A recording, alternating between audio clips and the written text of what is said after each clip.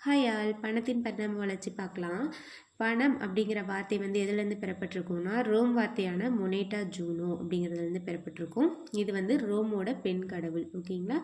இந்தியாவோட ரூபாய்ங்கிற சொல் வந்து எதுலேருந்து பெறப்பட்டிருக்கும்னா, ருபியா அப்படிங்கிற சமஸ்கிருத வார்த்தையிலிருந்து பெறப்பட்டிருக்கும். இந்த ருபியா அப்படின்னா என்னென்னா வெள்ளி நாணயம்.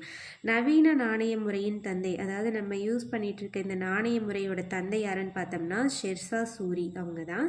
இந்திய நாணய குறியீட்டை உருவாக்கியவர் யார் அப்படின்னு பார்த்தோம்னா டி உதயகுமார். பணத்தின் குறியீடு, நம்ம இந்திய ரூபாயோட குறியீடை யார் இப்போ உருவாக்குனாங்க, யாரால் வடிவமைக்கப்பட்டது அப்படின்னு பார்த்தோம்னா விழுப்புரம் மாவட்டத்தை சேர்ந்த திரு உதயகுமார் அப்படிங்கிறவங்களால வடிவமைக்கப்பட்டிருக்கும். இது எப்போ நம்ம இந்திய அரசால் அங்கீகரிக்கப்பட்டதுன்னா ஜூலை 15, 2010. இந்த ஜூலை 15 அப்படிங்கிறது யாருடைய பிறந்த நாள்னா காமராசர் பிறந்த நாள். நம்ம கல்வி வளர்ச்சி நாளாக கொண்டாடுறோம்.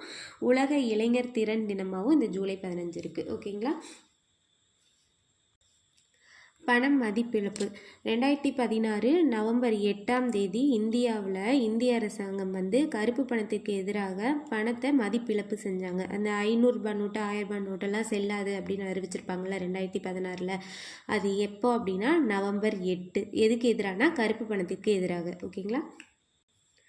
பணவீக்கம் மற்றும் பணவாட்டம் அப்படின்னா என்னென்னு பார்க்கலாம். பணவீக்கம் அப்படின்னா என்னென்னா பொருளோட விலையெல்லாம் உயர்ந்திருக்கும், பணத்தோட மதிப்பு வந்து குறைஞ்சிருக்கும். அப்படின்னா பணவீக்கம். பணவீக்கம்னா பொருளோட விலைகள் அதிகமாகி பணத்தோட மதிப்பு குறைகிறது. பணவாட்டம் அப்படின்னா என்னென்னா பணத்தோட வாட்டம் அப்படின்னா விலைகள் எல்லாம் குறைஞ்சிருக்கும். எதோட விலைகள்? பொருளோட விலைகள் எல்லாம் குறைஞ்சு பணத்தோட மதிப்பு அதிகமாக இருக்கும். ஓகேங்களா. இதுதான் பணவாட்டம். ஓகே, இந்த கண்டென்ட் உங்களுக்கு யூஸ்ஃபுல்லாக இருந்திருக்கும்னு நினைக்கிறேன். தேங்க்யூ.